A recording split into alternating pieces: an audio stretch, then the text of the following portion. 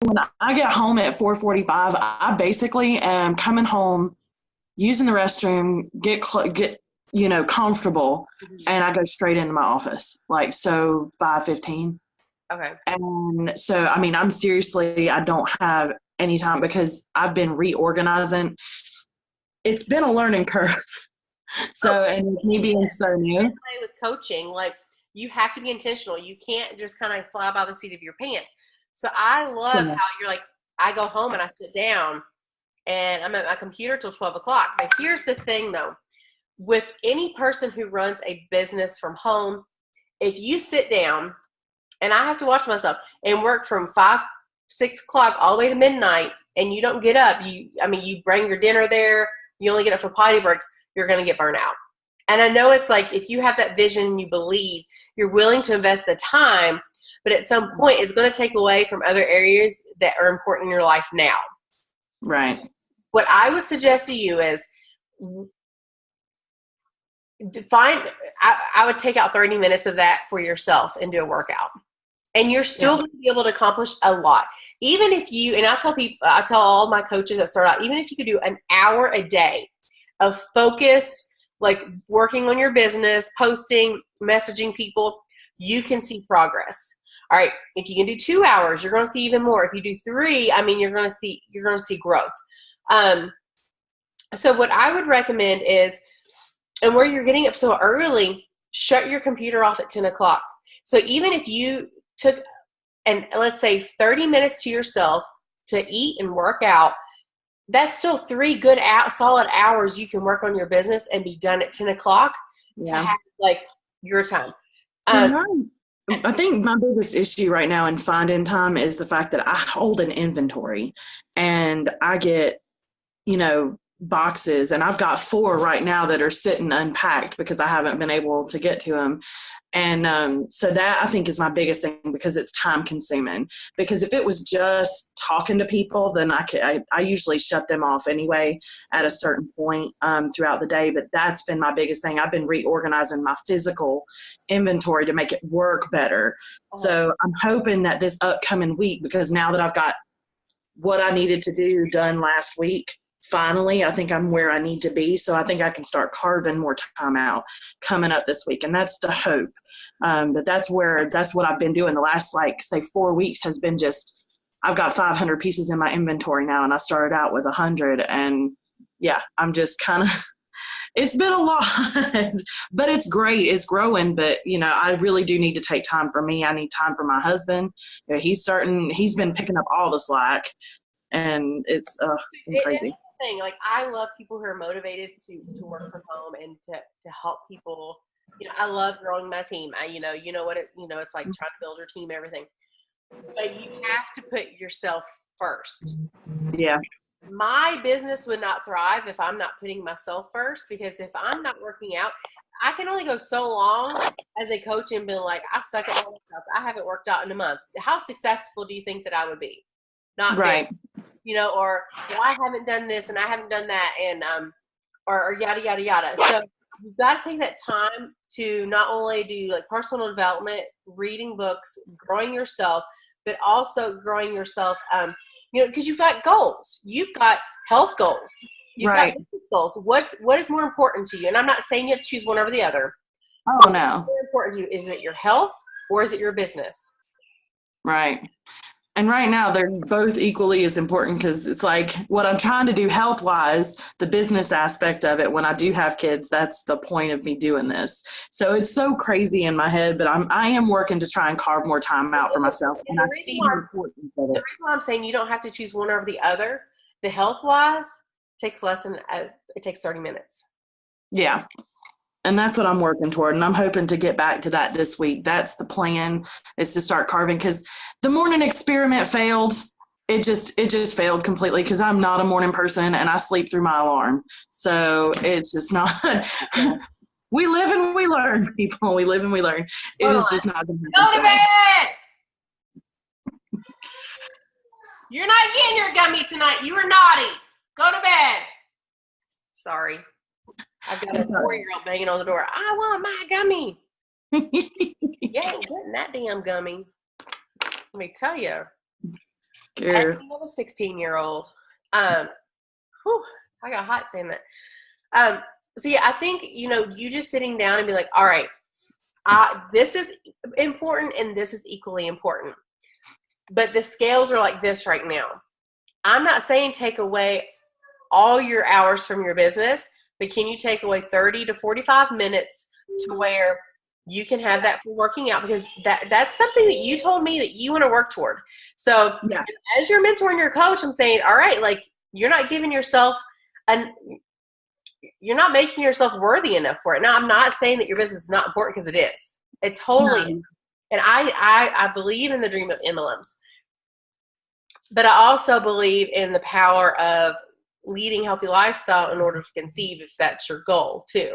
Right. So you have to, and it will work if you work it. So right now, from what you're telling me, you're not working at 100%. You're not working as well as you could, or as good as you know that you can. Does that make sense? No, I got it. I would just try to sit down and carve out a schedule, and that be your non-negotiable, within reason, schedule for your evenings, so that they don't get completely wrapped up in your business. At some point, every business person has to shut their computer off and live a life. I did not do this life, to not have a life. Right. So I understand in the beginning there's a lot of hustle and not a whole lot of payout. I get that. But you have to also pace yourself. You can't allow it to help you.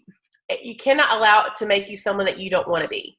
And I'm staying exhausted, and like today, I could have been more productive, but I was so exhausted when I got home from church. I slept for 4 hours because my body's trying to make up for what I did this week, because I was up till 2:30, 3 o'clock in the morning, 3 or 4 nights this week.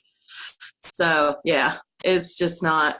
I'm not at the age where I can pull the all-nighters like college anymore. My body is just saying no to that. So I've got to get more sleep. I know I need that. And so that's my goal now, that's my focus, is trying to get that schedule carved out, because I do tend to let myself get wrapped up into something. I'm an all or nothing person. And what I recommend to you is set timers. I would make a list of the things you need to do for your business, and set a timer. Be like, all right, I want to only do this 30 minutes. When it's 30 minutes is up, I got to move on to the next thing. I want to do this for 20 minutes. Got to move on to the next thing. 5 minutes. Go to the next thing, because you can get wrapped up in things. I get it. So there's sometimes I'm like, all right, I only have an hour. And that's why I truly believe anybody can run an MLM business in an hour a day.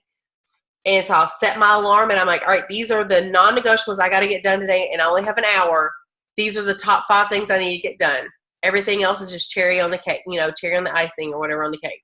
So I will set my timer, and I'm just go, go, go, go. So set timers.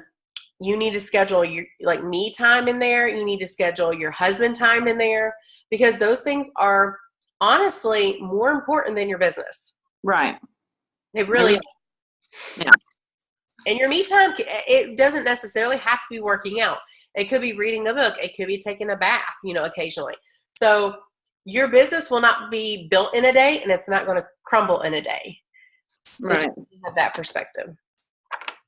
Right. All right. I will work on that this week. So what I want you to do tonight is send me, or if not tonight, tomorrow, like a tentative schedule of what you're going to do with your business and what time you're going to work out every day this week, or at least 3 days this week. Okay. You think you can do that? I think so. I think so. Yeah, I can. And that's where I've been. I haven't actually sat down and really looked at. I'm just going off of I know I need this done, so I'm going to sit here till it's done. And I've not been really pacing myself, so that'll be good for me. And here's something, this is like a coach confession. So I am one of those people, and my mentor, Mike Greenberg, if any of y'all know him, he's amazing. He will call you out. I have a tendency to where if I'm struggling in one area, which is my workouts, I've never been shy about it. I hate working out. I hate sweating. I hate burpees. I hate it all pretty much. what I will do is I will justify not doing my workouts or not eating well by working the hell out of my business, by sitting there. And there have been days I would work 10 to 12 hours on my computer working my business. And he's like, well, when was the last time you worked out? When was the last time you posted about some of the things you ate? And I'm like, I don't know. And he's like, you're overworking in areas, you're trying to overcompensate for the areas that you know that you're lacking in, and you're justifying it. So I don't know if you all have ever gotten to that point in your journey where like, well, I'm not working out or doing this, but I'm trying to do really, really good in this area, so it's okay. And that will only hold you so far and so long to where really it kind of catches up to you. So, and I think at this point, it's kind of catching up to you when it comes to your business stuff because, you know, you're sleeping, you're getting tired, you're not getting, you're not having energy, and it's starting to affect and spill over to other areas of your life. Right. So don't try to overwork in one area and justify it where you're struggling in others. Does it make sense? Yeah. Because you are doing so well. I mean, because I have hit a lot of ranks in this business. I have had, like my, income, whatever ranks, whatever you want to call it, success club. I've had huge numbers and and I'm in like the top 1%, but it doesn't matter if I'm not doing it to grow myself. My income will not make me healthier. My rank will not make me stronger. Which right. was the ultimate goals of why I even got into this business, was to hold myself accountable. So I'm still going to feel like, if I've gained weight, and who cares if I make 6 figures with Beachbody, or I get to go on all these trips, or get to do this and that. I'm still overweight and depressed. Right. So it's like, you kind of have to be like, all right, like you got to be real. Say, I got in this to hold myself accountable. And I know that when I'm holding other people accountable, I'm going to be held to a higher standard. And I know they're going to be looking at me to be doing the shit too. So, I mean, that's just real talk. So I've been called out quite a few times with Mike Greenberg, and I'm like, Mike Greenberg, hush. Or like, I'll be on a call and he'll see one of these and he's like, now nothing healthy came out of a can. And I'm like, shut up. Love these things. They're so bad for you. But anyway. I have not had one of those in a month. I'm so proud. And there I am. I'm showing it to you. And it's okay. No, but I did. When we first started this, my one rule that I put down in the house was that those were not allowed in the house. And I don't do diet because I get headaches from them. So if I drink a regular, that's all I can do. And so that was the one rule. My husband was like, I can't give up soda. I'm like, well, if you're going to drink it at work.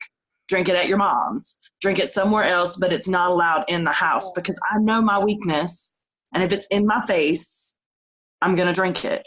Yeah. Because I'm going to justify, it was just one. But, I can't.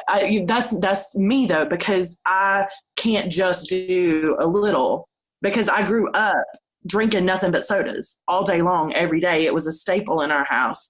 And so, we never, because my mother doesn't drink water, we never drank water. So this is a whole big change for me, having to switch to that. But it's not been so bad. Well, good. So that is one good thing that's come out of this. Eye on the prize. Eye on the prize. That's right. What about you? Are you walking?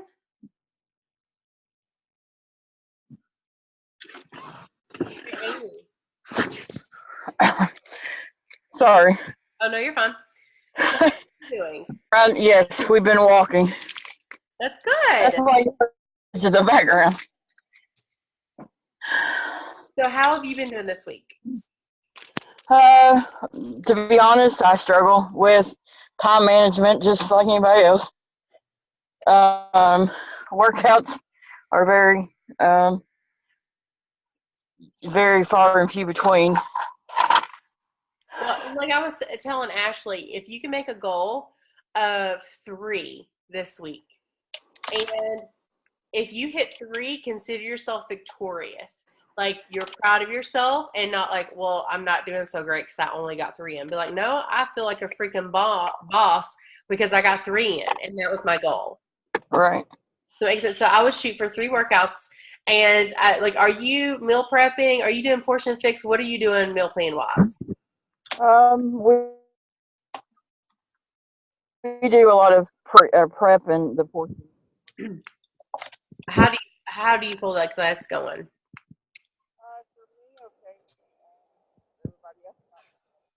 Oh, I'm having a hard time hearing you.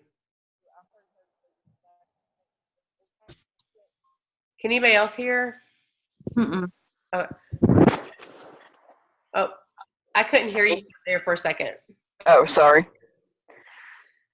I struggle with the fact that I'm having to cook 2 or 3 different meals for everybody. So, because not everybody wants to eat the same way you eat. And I get that, especially in the beginning. But I have come basically to the point, and I'm not saying that you all have to come here. You get what you get, and you don't throw a fit.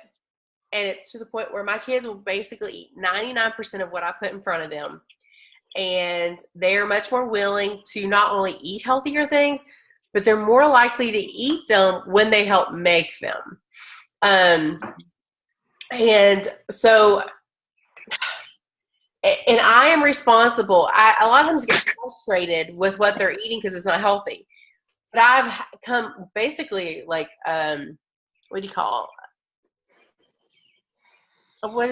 What's the word I'm looking for? Basically a smack in the face, if you will, that they eat what's in the house. And who goes grocery shopping and buys the food? Mm-hmm. Me. So if I'm upset with them eating ramen noodles or ravioli or whatever it is, I've got to stop buying it. And when they're at the store and they ask for it, I got to be like, no, like let's buy this and this instead, and it'll be a healthier option. And they can learn how to cook spaghetti and put some, whatever, some spices on it and make their own like little ramen or something like that, and like a healthier alternative. And I don't cook 2 meals now. If anything, the most that I will do is where I try to stay away from grains, just because a lot of them are pretty bland unless it's like garlic bread and there's a crap ton of butter and like spices and stuff. Like tortillas and bread, there's not really a taste there. What I'll do is I'll pull out some of theirs and then I'll add whatever, like the pasta, because I don't eat pasta very often. Like if I'm making like a meat sauce or whatever, I'll pull out my portion and then I'll make theirs. And then I'll do mine a little separate, but it's not a completely separate meal. Mama ain't got time for that. And Mama, I love my kids, but I'm telling you, I'm raising them to be strong, independent women so they can leave me one day. So if they don't like what I'm cooking them, they can go out and buy their own food and they can cook it themselves. And since I went, so one of the things I did this year is I transitioned from white bread to whole grain bread, the pastas to whole grain pasta. And like my kids at first whined about it. And now they're just like, some of them like, yeah, we don't really care. But my teenager, my 17-year-old, we went to the store today. She was like, let me get bread. She goes, can we get white this time? I'm like, no. I was like, if you want white bread, you can buy it yourself. And we were going to make tacos. Yeah. He was like, can we get white tortillas this time since we're getting the wheat bread? I'm like, no. You can buy your own tortillas if you want. And you know how bad she wanted it? It wasn't in her cart, and she didn't pay for it. So she ate what I bought. So it's one of those things, it's like your kids aren't going to starve. They really aren't. They're going to whine and complain a little bit in the beginning. But in reality, as their mother, you're doing what is best for them. And I'm not saying completely change everything they're eating. I'm not saying that. This is something that's happened to me over the last 3 years with my kids. But taking one thing in particular, maybe 1 or 2 things a month, 1 thing a week, and slowly transitioning them where it's healthier. The other night, I spiralized a ton of zucchini, right? I made a huge pot of it with sauce and some meatballs. I mean, that's what they had for dinner. That, and then did they have salad with it too? Or like a vegetable medley? I mean, it was pretty much all veggie, except for like some of them had some meatballs that wanted it. It was all veggies, and not one complained. So it's slowly changing out those little things to where they can still have foods that, like my kids still get those little Go-Gurts, but instead of them just sitting there squeezing them up in 10 seconds and eating it like it's nothing, I freeze them. So they have them as a snack or a treat or dessert. So that Go-Gurt, you know, I'm talking about those little the tubes.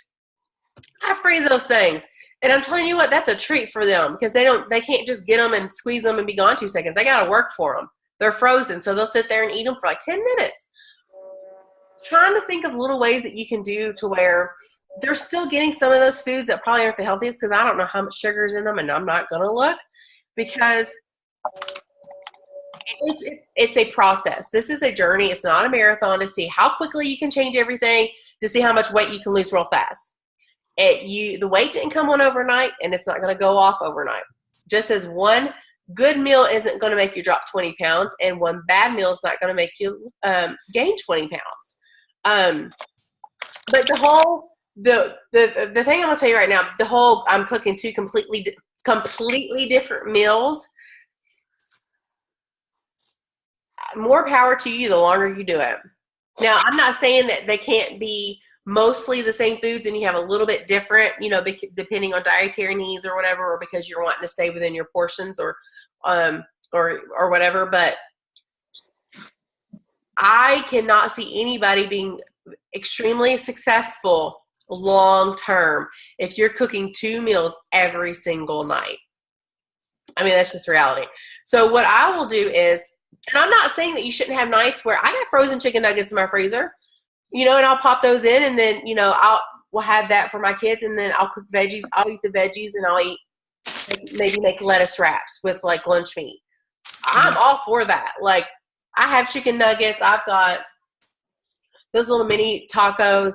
Do we have them every night? No. Maybe once a week. They'll have them for lunch. I bought corn dogs the other day, and my kids were like, yeah, we haven't had corn dogs in forever.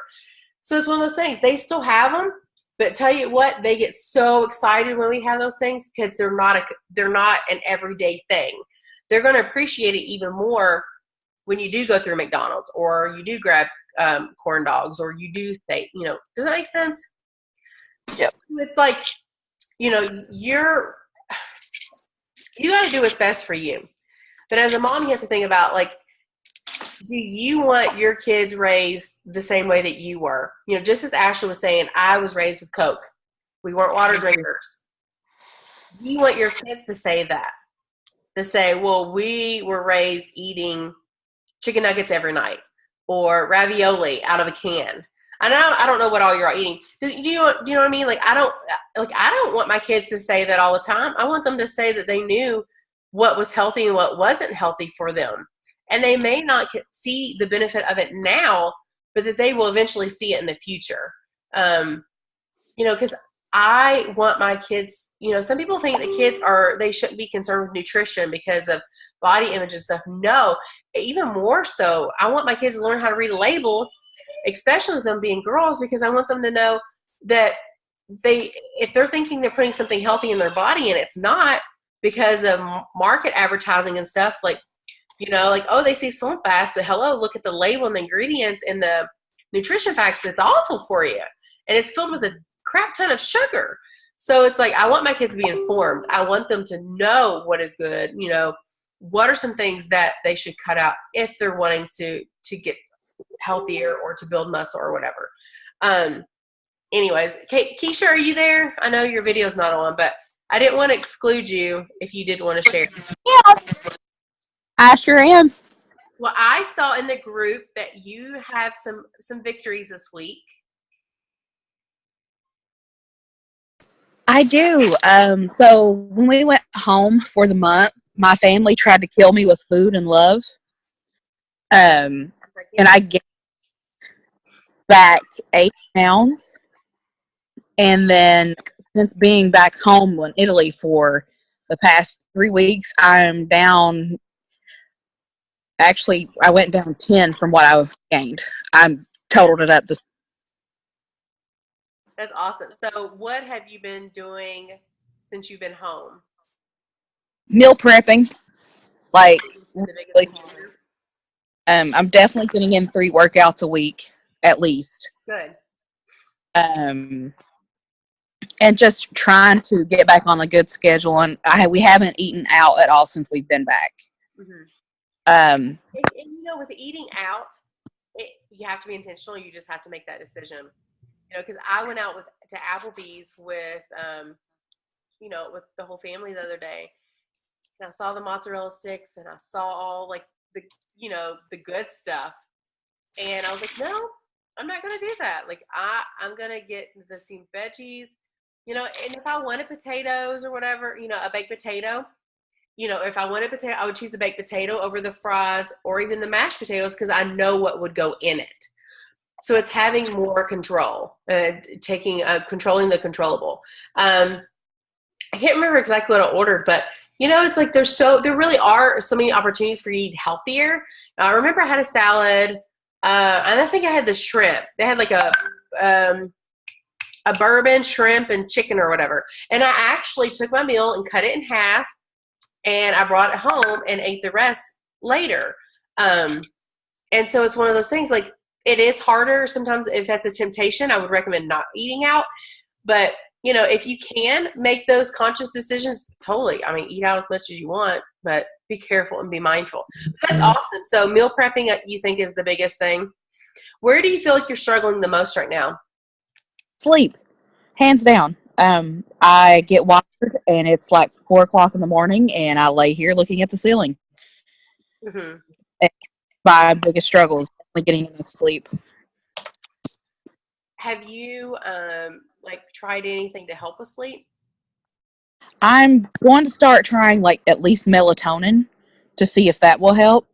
Well, okay. So let me tell you, I would advise not melatonin. Now, very quickly, because we only have a couple minutes left, and I was still wanting to. If I don't get to what I was wanting to share, like my little quote, my little soapbox, then I'll do it in the group live. But so I listened to a podcast about melatonin and infertility, and I will post it. I actually will look it up and I'll post it in the group. And it was with Chalene Johnson, which is a trainer with Beachbody, and she brought on the sleep doctor. That's like his title, and he works with patients with sleep. And he was sharing how, because melatonin is a hormone in large quantities. Now, it's been like a year since I've heard this, but if you use it repetitively or in large quantities, which he was saying that most people, when they take melatonin, they're overdosing anyway, because your body is not deficient in melatonin. It's deficient in, what was it? It's something that's in the leafy greens. I can't even think the name of it. Anyway, some vitamin or mineral. I can't remember off the top of my head. Anyways, prolonged periods of time can cause infertility, especially in young women. So at that time, all my kids were on melatonin, just because they all, some of them have ADHD. And so we would give them the option, do you want your sleeping pill tonight or not? And so if they did, I took them all off. And since I heard that podcast, now I talked to one doctor, and they were like, well, it's a different type of hormone. There's not many studies about it. I'm like, I don't care. If I hear one sleep doctor say it, I'm done. I don't want to take that chance with my kids. So I will post. But then I also read some research about melatonin helping infertility with PCOS. So I don't know if it has the opposite effect with women with PCOS. I will try to post both of the information that I found. And then maybe we can have a discussion about it, because I think it's kind of interesting. And I actually put in my newsletter about melatonin and PCOS. So it's one of those things I personally would take, because at this point in my life, I don't care about my fertility. My kids, are young. I don't plan on having kids, biological. But my kids now, I give them Benadryl. Completely safe. It's for allergies. Most of them start with allergies anyway, and they take Zyrtec in the morning, and they take Benadryl at night. So I let them choose whether or not. But sorry to cut you off, but I'm going to write that down so I can write that in the group. All that information, just in case you were wanting some information overload. Oh, that's fine with me. I've never taken it before, but I just wanted something to see if it worked to knock me out for a little while. Let's see. But yeah, let me post that information, and then you can kind of decide what you want to do. You can also do hot baths. I'm sure you know all this. I posted about sleep. Do you have trouble falling asleep or waking up and staying awake? It's troublesome sleep, but it's because I'm try to be on the same level that my husband's on, and right now he works 30 p.m. Oh, you're cutting out. which like Oh, I'm sorry. You're cutting out really bad. what about now? I can hear you now.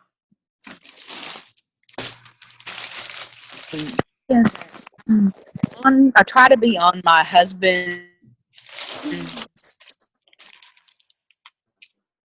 schedule. Works 3:30 p.m. to 1 a.m. Mm-hmm. So it messes having a normal schedule, but I'm actually on a USA schedule, and I still have jet lag for some reason. Yeah, that's gonna be hard. Yeah. Travel after traveling, that's gonna be really hard. So, I mean, you can try baths. You can try some lavender. Let me just post the information. You can kind of see what you think, and you can listen to the podcast because the doctor I remember recommends a few things that you can help with sleep. And I don't remember them off the top of my head. So, actually, it was magnesium. So I ended up getting some oil, fractionated coconut oil, and I bought magnesium and mixed it together, and I rubbed it on the bottom of my girl's feet every night. That's what I was doing. And then we did the Benadryl as well. But that's all in the podcast, I remember now. It's because they're deficient in magnesium, and that's in leafy greens. I knew I'd remember it. Okay, so we'll get cut off here in just a second. So I want to thank you all for hopping on. I will hop on the group and do my little, because I wanted to share about basically a little quote from John Acuff's book that I'm reading that really kind of stood out to me. So I will post that. If I don't do it tonight, I'll do it tomorrow sometime this week. And